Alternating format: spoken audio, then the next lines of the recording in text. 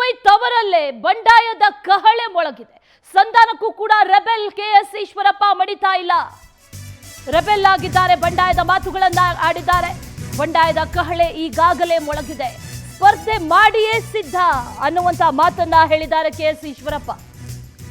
ಯಾವುದೇ ಸಂಧಾನಕ್ಕೂ ಕೂಡ, ಯಾವುದೇ ಮನವೊಲಿಕೆಗೂ ಕೂಡ ಡೋಂಟ್ ಕೇರ್. ಕೇಂದ್ರ ನಾಯಕರು ಆಗಮಿಸಿದ್ರು ಕೂಡ ಡೋಂಟ್ ಕೇರ್. ನಿನ್ನೆ ಈಶ್ವರಪ್ಪ ನಿವಾಸಕ್ಕೆ ರಾಧಾ ಮೋಹನ್ ಆಗಮಿಸಿದ್ರು. ರಾಜ್ಯ ಚುನಾವಣಾ ಉಸ್ತುವಾರಿ ರಾಧಾ ಮೋಹನ್ ಕೇಂದ್ರದಿಂದ ಆಗಮಿಸಿದ್ರು. ಶಿವಮೊಗ್ಗದಿಂದ ಈಶ್ವರಪ್ಪ ಬಂಡಾಯ ಸ್ಪರ್ಧೆ ಖಚಿತ. ಈಗ ಕುತೂಹಲ ಮೂಡಿಸ್ತಾ ಇದೆ ಕೆಎಸ್ ಈಶ್ವರಪ್ಪ ಅವರ ನಡೆ.